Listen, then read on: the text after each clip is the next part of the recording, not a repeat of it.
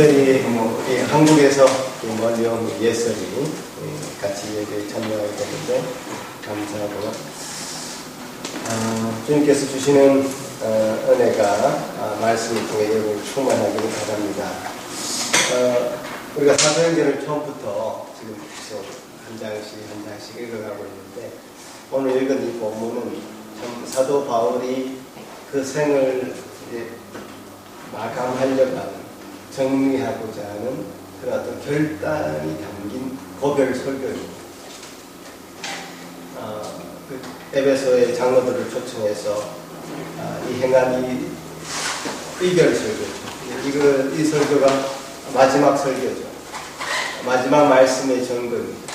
이 말씀을 전가하면서 사도 바울은 자신이 가진 모든 생각들을 하나님의 앞에서, 성도들 앞에서 다 밝히고 있습니다. 자신이 왜 사는가에 대한 분명한 이유를 밝히고, 내가 왜 죽어야 되는 이유도 밝히고 있습니다. 사도 바울은 그의 삶의 목적이 뚜렷했던 사람이었죠. 누구보다도 더 이 성경에서 그 목적이 뚜렷했던 그런 사람이었고, 그런 행동을 직접 말로만 보인 것이 아니라 보였습니다. 그래서 한마디로 사명이다, 이렇게 얘기할 수 있는데요. 사명을 받은 자였다. 이렇게 스스로 고백하기를, 내가 달려갈 길과 주 예수께 받은 사명, 곧 하나님의 은혜의 복음을 전하는 일을 마치려 하면 나의 생명조차 조금도 귀한 것으로 여기지 아니하노라. 이 사명이라는 단어를 쓰고 있죠. 그래서 사도 바울은 지금 예루살렘을 향해서 가고 있고, 가기 직전에 고별 설교를 하는데요. 예루살렘에 가면 자신이 죽을 것을 예감하고 있습니다. 예루살렘에 가면 나는 이미 죽을 것이다, 갇힐 것이다, 순교할 것이다를 예감하면서 이 설교를 하기 때문에 자기 생명을 조금 더 귀한 것으로 여기지 않는다고 고백을 하고 있는 것입니다. 사도 바울이 쓴 편지, 여러 가지 편지가 있는데요. 그 중에 디모데후서는 사도 바울이 가장 마지막에 쓴 편지입니다. 그 편지에서 사도 바울은 이와 비슷한 고백을 하는데요. 그 본문 한번 같이 읽어봤으면 좋겠습니다. 디모데후서 4장을 한번 보시겠습니다.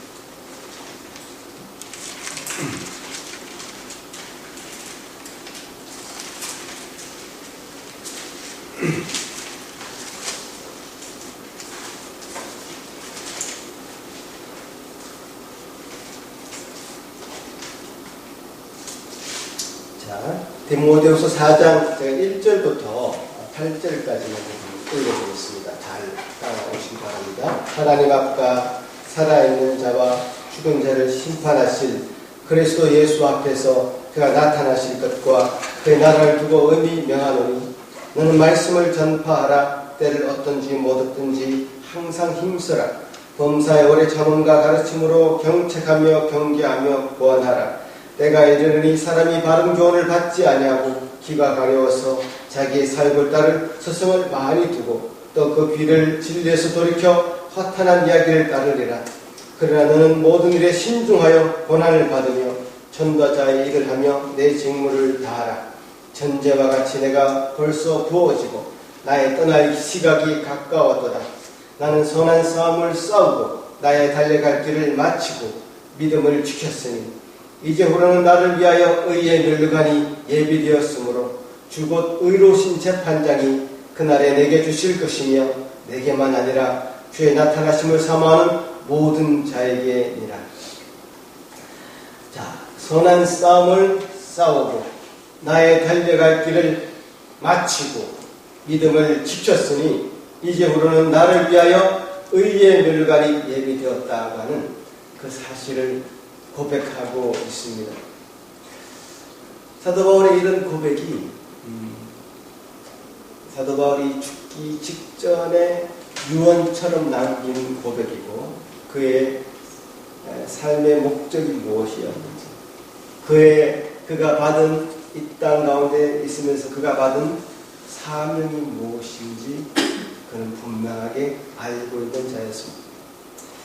성경에 나온 많은 인물들 중에 예수님을 본받아서 예수님도 그런 사명을 가지고 오셨잖아요.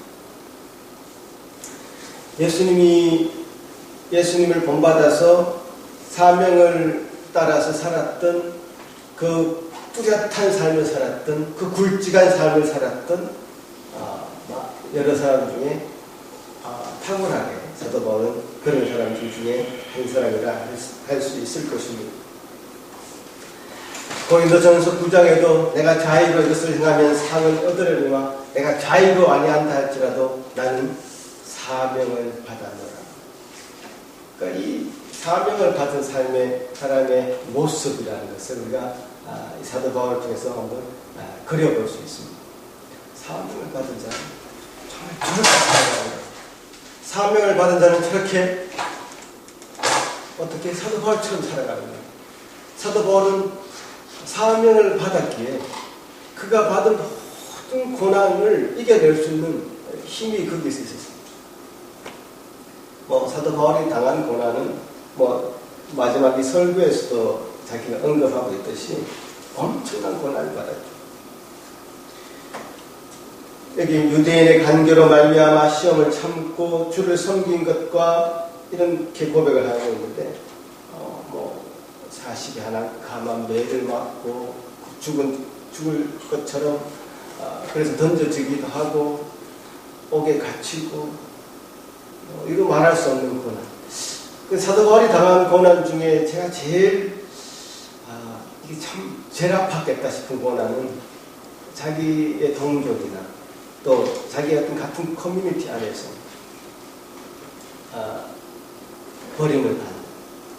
예를 들어서 디모데후서에도 그런 고백을 하고 있는데 대만은 나를 버리고 데살로니가를 가고 알렉산더 불의 세공업자 알렉산더라는 사람 이 사람 유명한 사람인데 그 사람이 나를 얼마나 해를 가했는지 너희도 잘 안다.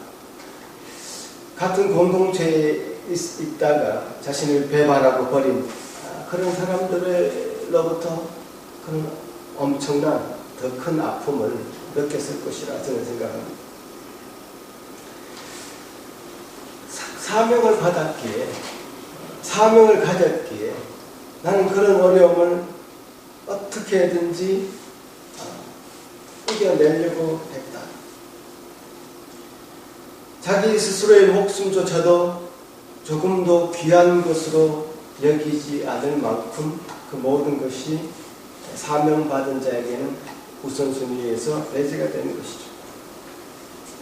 자, 그래서 이제 사명이라는 단어를 지금 제가 많이 쓰고 있는데 사명이라는 것은 사자는 보낼 사자입니다. 사신으로 보낸다 이렇게 할 때 사자는 보낼 사자, 심부름을 한다, 보냄을 받다.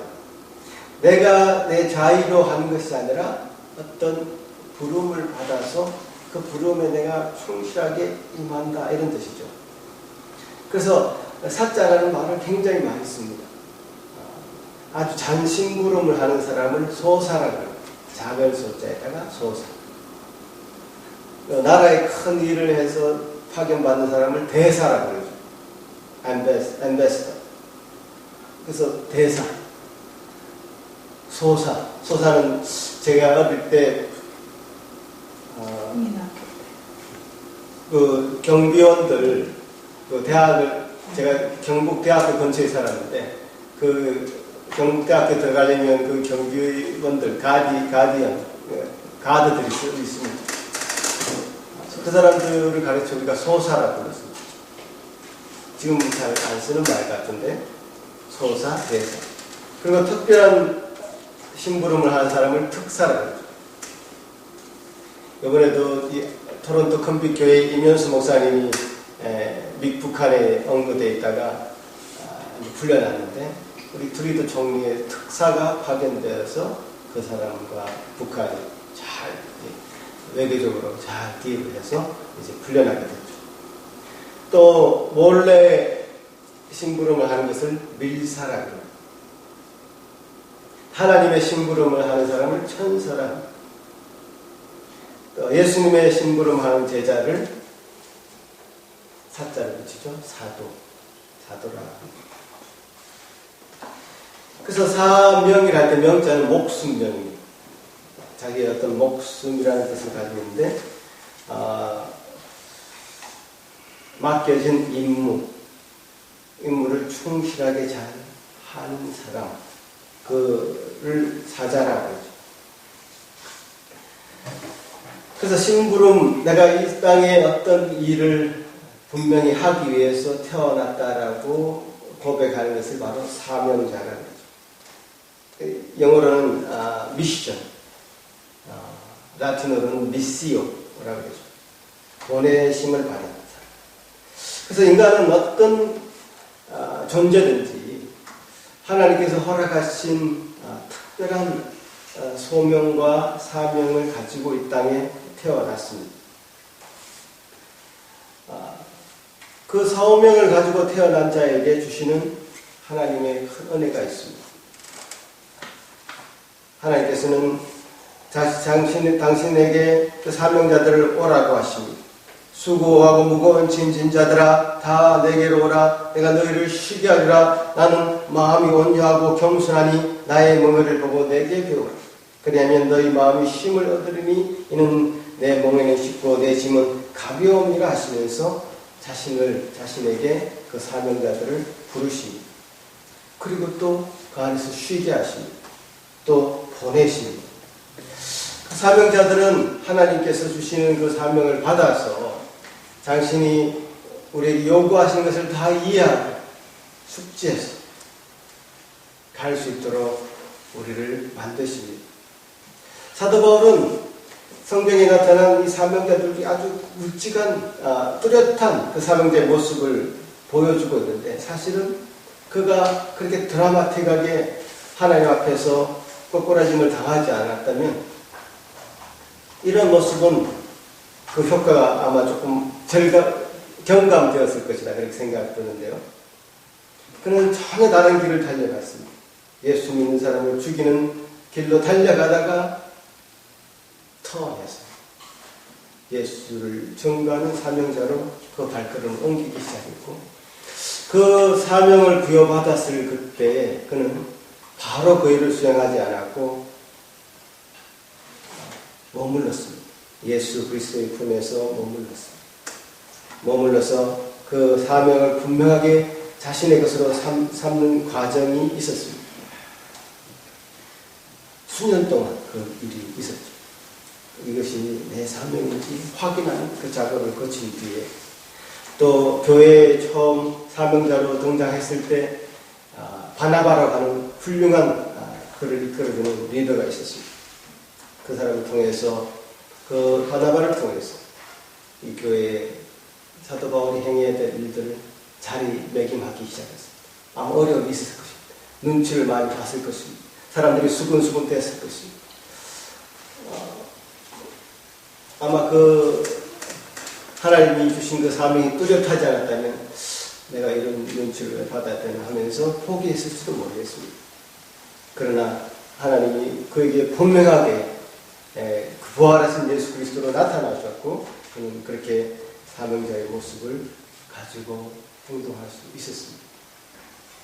그래서 사도 바울은 오늘 설교에서 자신의 이야기를 풀어내는데요. 아시아에서 들어온 첫날부터 지금까지 항상 여러분 가운데 어떻게 행하였는지 여러분이 다 안다. 자신이 말과 자신의 행동이 다르지 않았다. 말을 곧 실천으로 옮긴 사람이다. 이런 뜻이죠. 겉과 속이 다르지 않은 그런 인물이었습니다. 그럼에도 그 모든 일을 겸손하게 행하였다고 서로 고백하고 있습니다. 온유함으로 했습니다. 사람들의 사도 바울을 많이 떠받들 수 있는 그런 위치에까지 올라갔지만 그는 선한 사람들과 또 잘 얘기하고 그들과 심지어 같이 일도 하고 또 그렇다고 해서 자신이 더 우월한 위치에 서려고 하지 않고 우쭐해하지 않고 천한 사람을 멸시하지 않았고 같은 자리에 서서 함께 유익을 누리도록 그는 애를 썼습니다. 그는 눈물을 흘리는 사도였습니다. 많은 눈물이 마치 예레미야처럼 그는 흘렸습니다. 예레미야가 이렇게 고백했습니다. 내가 다시는 여호와를 선포하지 아니하며 그 이름을 말하지 아니하리라. 이렇게 고백한 것처럼 많은 어려움 가운데서도 모함 가운데서도 사람들의 유혹 가운데서도 시험 가운데서도 고난 가운데서도 그 그리스도 이름을 선포하는 그런 주의 종이었습니다. 그것은 눈물이 없이는 될 수 없었겠죠. 눈물로 그가 그 사역을 계속 진행해 나갔습니다. 그 눈물을 흘리면서 가슴이 막 터질 것 같은 그 억울함을 참지 못해서 자신을 토로하는 그런 상황 가운데서도 그는 사명을 붙잡고 있는 자였기에 포기하지 않을 수 있었습니다. 그는 참으로 마땅히 전해야 될 것을 전했습니다. 회개의 복음을 전했습니다. 또한 믿음을 전했습니다. 21절에 이렇게 고백합니다. 유대인과 헬라인에게 하나님께 대한 회개와 주 예수 그리스도에 대한 믿음을 전했다. 필요한 일이라면 유대인이든지 헬라인이든지 가리지 않았습니다. 눈치를 보지 않았습니다. 회개의 복음은 사람들이 듣기 싫어하는 복음이었습니다.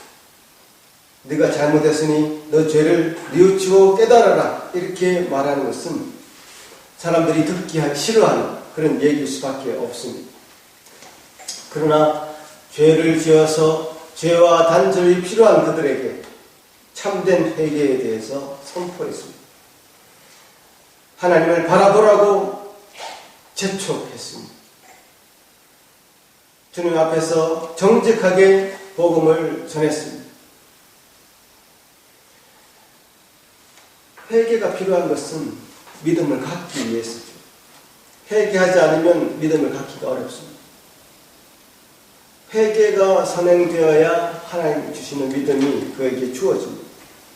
그러나 사람들은 회개하지 않고 하나님은 사람들은 자신의 삶을 포기하지 않고 한 손에는 이 세상을 한 손에는 하나님을 잡으려고 하는 시도를 합니다. 그것은 진정한 회개가 아니죠. 회개는 자신에게 향한 모든 삶의 방향을 하나님께로 돌리는 그런 의미이죠. 회개해야만 하나님 주신 믿음을 소유할 수 있습니다. 그래서 회개와 믿음은 함께 가는 것입니다. 회개를 선언했을 때, 회개의 복음을 전했을 때 사람들은 스스로에게 내가 무슨 죄를 지었길래 그렇게 내가 회개해야 된단 말인가 이런 생각을 하고 있다면 그 안에 색다른 믿음을 하나님 부을 수가 없습니다.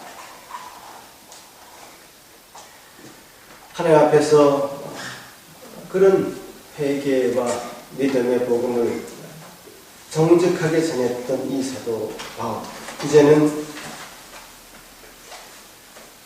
그가 행하는 이 사역도 영원히 할 수 없는 것을 스스로 알기에 어느 누구도 이 인생은 한계가 있는 인생을 살다 가는 것이기에 그 한계가 있는 삶을 살다 가는 인생 가운데도 그냥 가는 것이 아니라 고통이 따른다는 것이기에 그 고통이 있음에도 불구하고 가야 될 길을 가야 되기에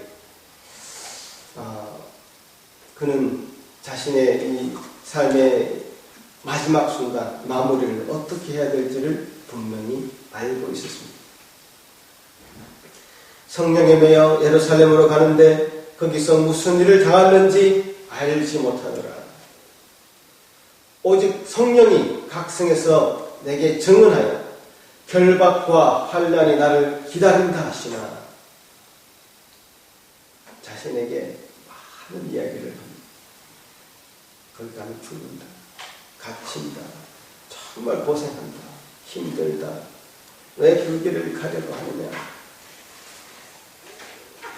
많은 얘기들 그에게 하나, 내가 달려갈 길과 주 예수께 받은 사명은 내가 이 길을 마치는 것이다 라는 것을 알았다.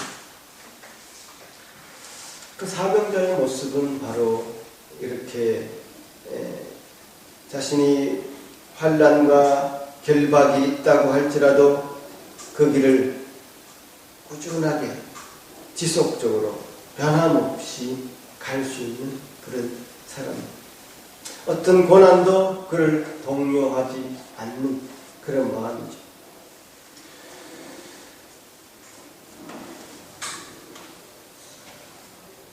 사도 바울이 하나 기도하고 있었던 대목이 있었던 것 같습니다. 내가 이 사명을 다 마무리할 때까지, 이 일이 잘 끝날 때까지 내가 그것을 잘 인내할 수 있을 것인가? 내가 끝까지 일을 감당할 수 있을 것인가? 사도 바울도 인간이기에 우리도 인간이고 사도 바울도 인간인데 자기 자신이 그렇게 하겠다고 설교를 하고 고백을 하지만 그것을 끝까지 참고 인내하고 그렇게 갈 수 있을 것인지는 스스로 교만하게 이렇게 말하는 것이 아니라 그렇게 할 수 있기를 기도하고 인내하게 해달라고 하나님에게 도우심을 구하는 그런 사도 바울의 모습을 또한 보게 됩니다.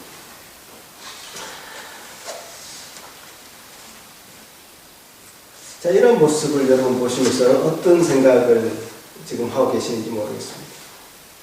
그럼 과연 내의 삶은 어떤 삶인가? 사도 바울이 이렇게 살았다는데 나는 과연 그러면 어떻게 살아야 될 것인가? 너무 비교가 되는 것처럼 지금 느끼고 계시는지 모르겠습니다.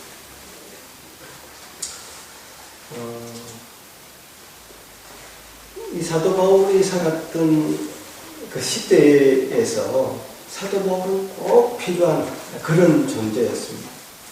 복음이 흥황하고 교회가 시작하고 그래서 복음이 전거되고 흘러갈 때에 사도 바울은 그때 그 시기에 하나님의 그 사명을 맡기신 것입니다. 우리에게는 또 우리 나름대로의 사명이 있습니다. 사도 바울이 우리의 롤 모델이지만 그래서 사도 바울이 행하는 것처럼 똑같이 우리가 행해야 된다. 이런 생각을 하다 보면 사도 바울과 우리는 너무 비교가 됩니다. 우리는 복음을 전한다고 해서 누가 결박하지도 않고 환난을 주지도 않고 사실은 그런 환경이 아닌 지금 현재의 삶을 살고 있기 때문에 똑같은 선상에 놓고 사도 바울과 우리의 삶을 비교하면 우리는 낙심할 수밖에 없습니다.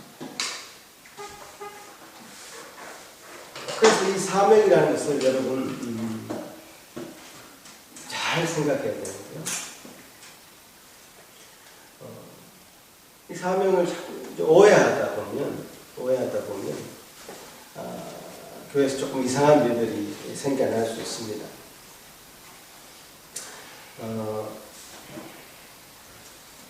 제가 칼럼을 하나 읽었는데요. 이 목사님의 칼럼이 거의 99% 100% 제가 동의를 하기 때문에 제가 여러분한테 한번 읽어드리려고 하는데요. 그 사명을 다시 한번 생각해보게 하는 그런 대목입니다. 사명이라면 과연 우리가 어떤 관점에서 우리가 지금 현재 처해져 있는 상황에서 사명자로 살 수 있을 것인가? 그 부분인데요. 사실 결의에 찬 사명자의 모습은 교회 안에서도 물론이요. 과거에 우리가 군사 정권이 이었을 때도 옛날에 박정희 대통령이 1971년도에 3.1절 기념식에서 연설을 했을 때 그 연설을 보다 깜짝 놀랐습니다. 정말 대단한 연설을 했구나.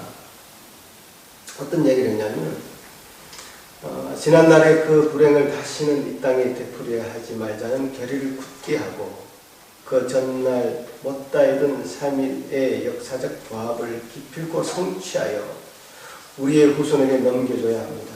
민족의 자주자립을 이룩하고 자유와 번영에 넘치는 통일조국의 터전 위에서 세계 평화와 인류의 행복에 공헌하자던 3.1선언은 바로 전통적인 민족의 이상이 없고 또 오늘에 사는 우리 세대가 완수해야 될 민족의 사명입니다.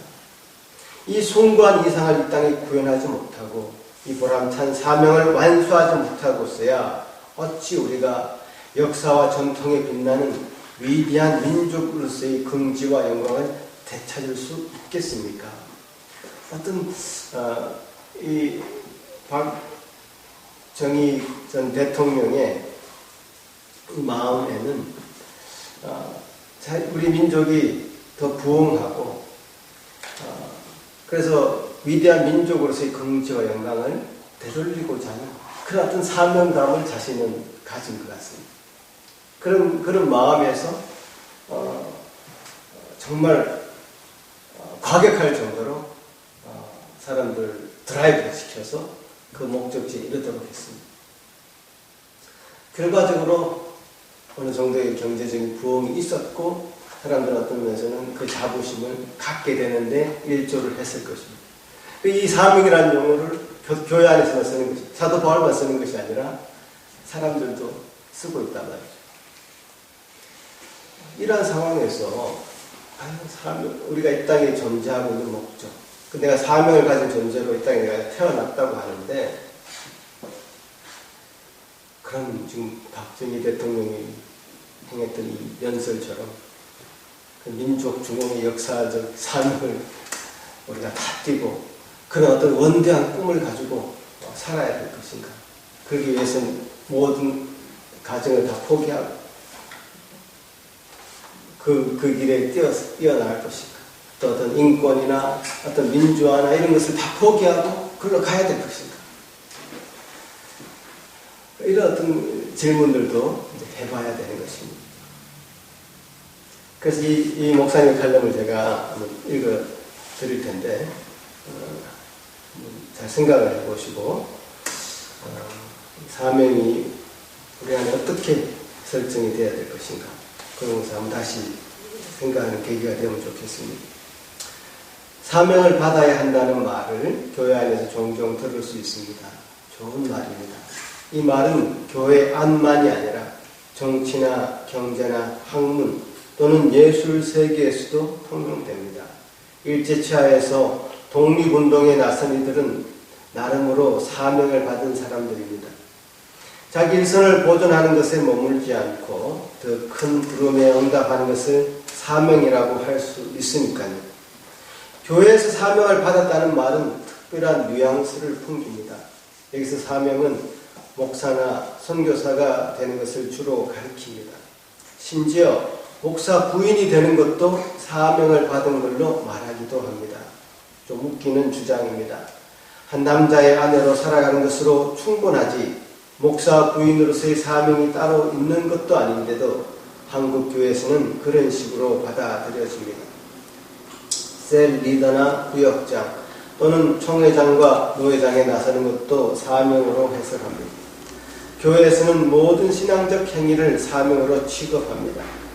구약의 예언자들이 하나님의 부르심을 받았다는 사실이나 예수님의 제자들이 예수님에게 부르심을 받았다는 사실에서 사명을 하나님의 일과 일치시키는 것이 틀린 것은 아닙니다. 문제는 사명을 성속 이원론적 차원에서 접근한다는 사실입니다. 세상의 직업을 포기하고 신학교를 가는 게 마치 사명의 모든 것처럼 생각합니다. 사명을 받은 사람은 철저하게 신앙적인 일에만 자신의 운명을 던져야 하는 것처럼 말입니다.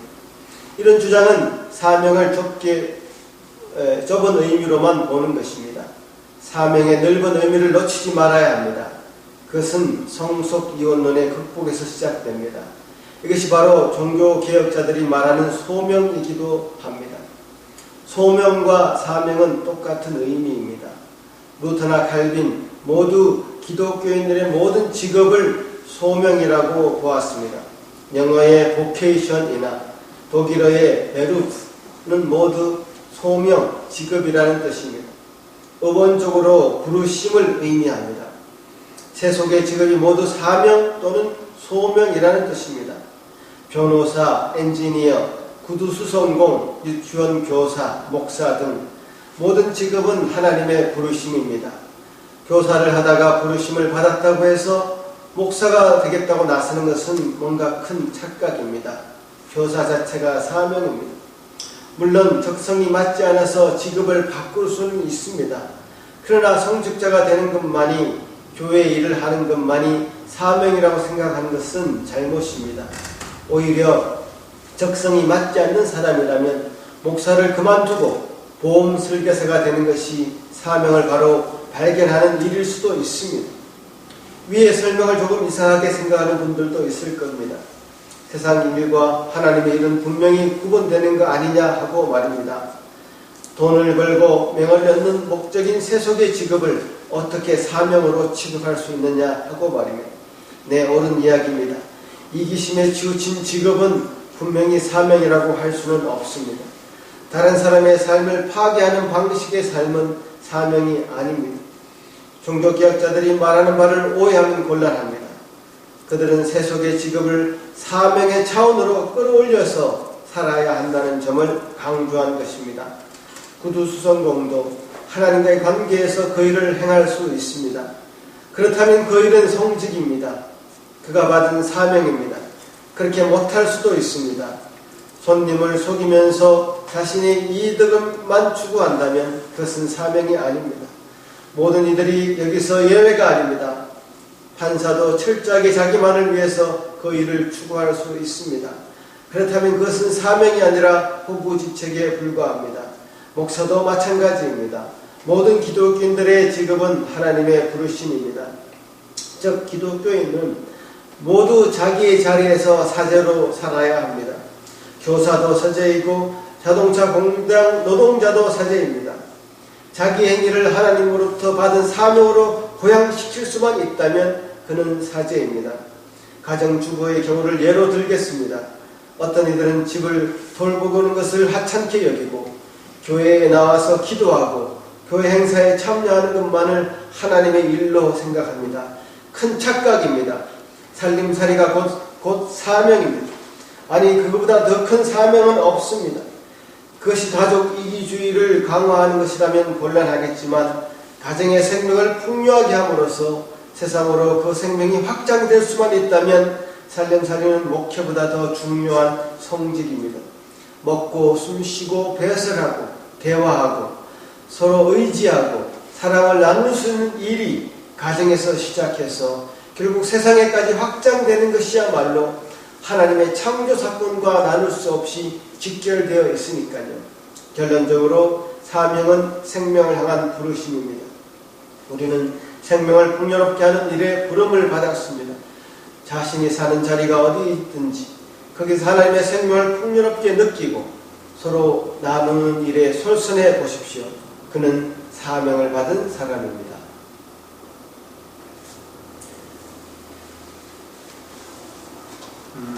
여러분 이 칼럼의 내용을 다 이해하시는지는 모르겠습니다.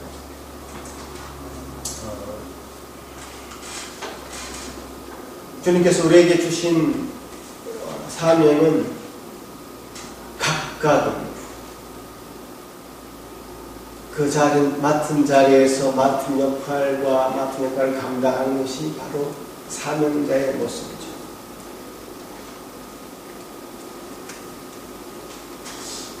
그러니까 특별히 우리 한국 커뮤니티의 이 모습, 또 특별히 한국 교회의 모습을 제가 살펴보면 교회는 하나님 말씀의 근거로 하나님이 주시는 그 말씀의 근거로 생각하고 세계관을 형성하고 인생관을 설정하고 해야 되는데 하나님의 말씀에 근거하지 않고 우리 수천 년부터 내려온 우리 한국의 그 전통 유교나 불교 같은 한국이 또 무교와 같은 샤머니즘과 같은 이런 전통적인 생각들이 교회 안에까지도 지배하는 교회 안에까지 문화가 만드는 그런 것이 너무 한국 사회의 한국 커뮤니티, 한국 교회의 그 잘못된 모습이다. 그런 저는 지적하고 싶습니다. 그래서 한국 교회에 특별히 어떤 유교적인 질서를 강조하는 것을 보게 되고 예전에는 산업공상이었습니다. 순서가 선비가 제일이었고 농사가 그 다음이고 장인들이 그 다음이고 상급은 제일 마지막이었죠. 장사하는 사람 제일 마지막이었습니다. 그런 것이 유교적인 신분 계급의 어떤 질서였다면 그것이 그대로 교회 안에 있는 것처럼 보입니다.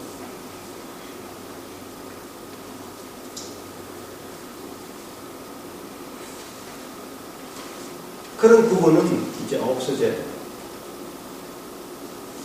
그런 부분은 하나님 앞에서 바르지 않은 것입니다. 말씀으로 바르지 않은 것입니다. 주님께서는 우리 모두를 다 주님이 허락하신 거룩한 제사장으로 우리를 명령해 주셨습니다. 삼아 주셨습니다.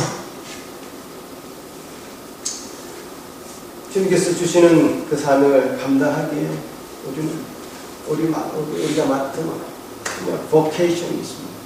맡은 자리가 있습니다. 최선을 다하는 것. 정말 여기 이 목사님 말씀하신 것처럼 가정주부들 내가 이 표시도 안 나는 22절을 내가 매일 하고 있으려면 정말 힘들다. 이런 느낌을 가정주부들은 받는 것을 제가 심히 이해합니다. 표시가 안 나죠. 내가 진짜 이 세상에 태어나가지고 나도 뭔가 번듯하게 한 인생으로서 이루고 싶은 일들이 있는데 집에 잘 들어앉아서 내가 지금 뭐 하고 있나 정말 하루하루 힘들다 그런 마음 그런 느낌을 10분 이해합니다. 우리 아내도 그랬고요. 특히 이제 지금 우리 정진자매가 아이 둘을 키우면서 또 우리 은하니 엄마가 아이 키우면서 그런 느낌 굉장히 강력하게 받을 거라고 생각해요. 제일 힘들 때 끝도 없이 보이는 뒤치다거리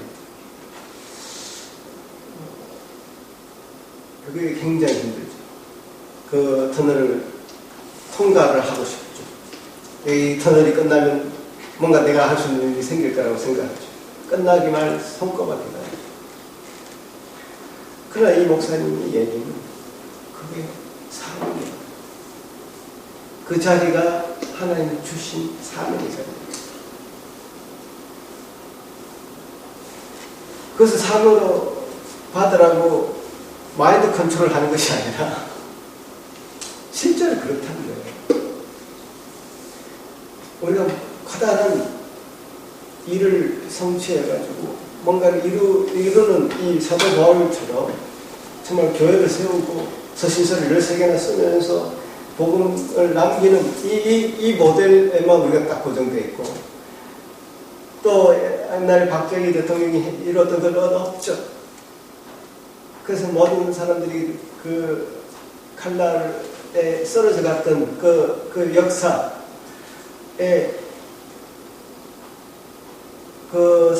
개인들의 사명들은 생각하지 않고 어떤 것을 이루어낸 사람들의 사명에만 포커스를 맞춘다면 그래서 역사는 그렇게 그런 사람들만 기록을 하죠. 알렉산더 대왕 얼마나 수많은 사람들의 피를 흘리면서 그 자리에 갔는지 우리 잘 알잖아요. 그렇지만 역사는 그렇게 기록을 하니까 그런 사람이 또 되고 싶은 거고. 그러나 그것이 진정한 성경이 말하는 하나님의 요구하신 사명의 세상. 사도 바울이 지금 이렇게 조명되는 것은 사명을 받은 자의 모습이 이런 모습이어야 된다. 그것이 꼭 복음을 전하는 사명을 가진 자의 모습이 아니라 우리의 생활의 현장에서, 가정에서, 직장에서 각자 맡은 일에 사명을 가진 자들의 모습은 이와 같은 것이죠. 그 본을 보여주신 것이죠. 세상은 또 교회는 또 선교 현장은 이 사도 바울이 되려고 몸부림을 치고 있습니다. 다 사도 바울이 되려. 누가 디모데가 될 것인가? 누가 그 자리에 앉아서 복음을 차분하게 가르쳤던 아볼로가 될 것인가? 누가 또 사도 바울 같이 복음을 전하다가 사도 바울이 모든 자리를 양보했던 바나바가 될 것입니다.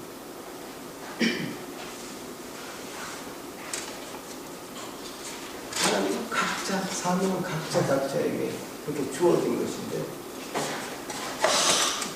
밴쿠버 난 그레스 교회처럼 되겠다 이렇게 목표를 설정하고 그 길로 다 달려간다는 목사가 다 달려간다면 우리 마치 가족과 같은 이 작은 커뮤니티 그럼 우리 뭐 교회도 아닌가? 우리에게 맡긴 하나님의 삶은 없는 것인가?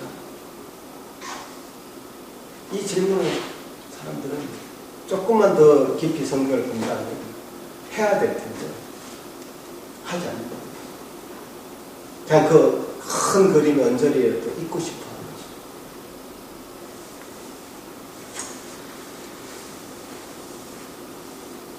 이 사도 바울이 보여준 우리에게 보여준 이 사명자의 모습은 정말 대단한 것입니다. 놀라운 것이죠. 생명을 조금 더 귀한 것으로 여기지 않는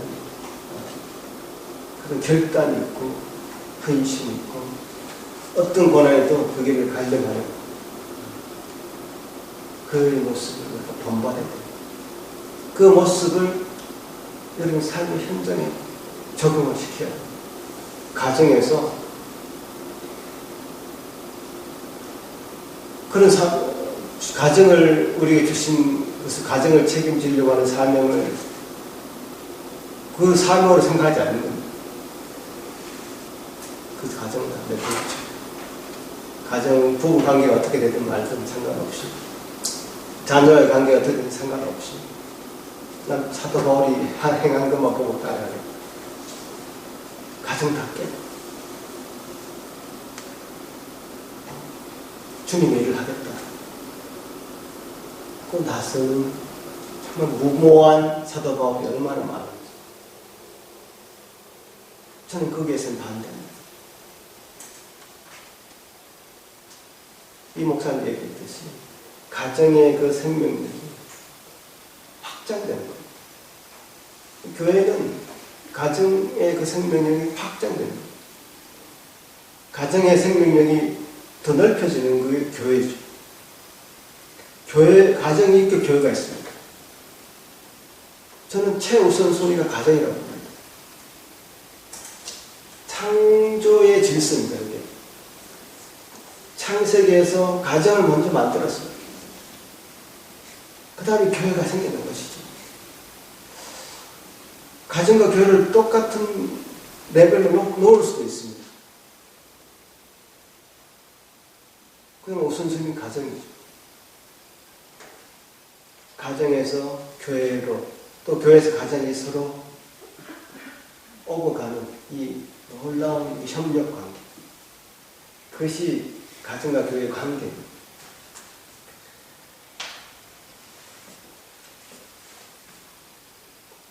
그래서 이 사명이라는 단어를 우리가 70년대, 80년대에 막 드라이브를 걸 때 그 시대의 그 단어로만 이해해서는 안 되고 지금 현재 우리가 살고 있는 이 삶의 현장에서 자리에서 어떻게 사명자로 살아가야 될 것인가. 가정 안에서 그것을 먼저 실천하시고 작은 공동체지만 이 공동체 안에서 청년부 안에서 여성 모임 가운데서, 남성 모임 가운데서 작자의 역할을 정말 성실하게 감당하는 것을, 성실하게 자신이 맡은 일터에서 그것을 감당하는 것을, 성실하게 엄마 역할을 감당하는 것을, 성실하게 학생의 역할을 감당하는 것을, 그것을 잘 감당하는 것이 사명이라고 사도 바울이 가진 이 사명감과 동일하게 여기시고 그 사명을 부여받는 여러분, 저 여러분 되시기를 간절히 바랍니다. 같이 한번 기도하겠습니다.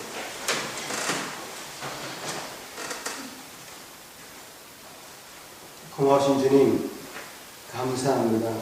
주님께서 우리에게 주신 참 귀한 이 생명의 은혜, 놀라우신 그 은혜, 참 감사합니다. 우리가 한계가 정해진 이 삶을 살면서 그저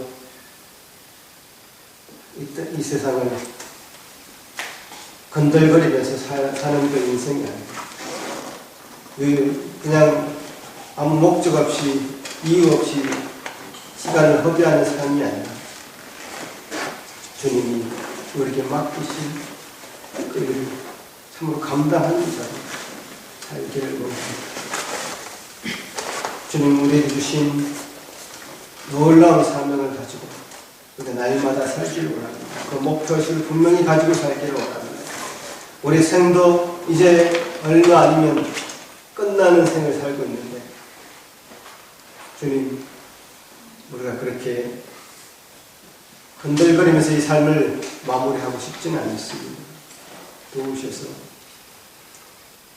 주님 분명한 사명감을 가지고 표대를 가지고 목표를 가지고 살아가는 저들 인생들을 되게 하여 주옵소서. 하지만 주님이 주신 우리의 사명은 참으로 작은 것에서부터 우리에게 주어진 것을 우리가 확인합니다. 내가 처해 있는 그 모든 환경이 주님이 주신 사명처럼 또 사명을 감당해야 될 자리인 줄 압니다. 도우셔서 모든 일에 주님 주시는 삶을 깨닫고 살아가는 저희들 되게 하여 주옵소서. 감사합니다.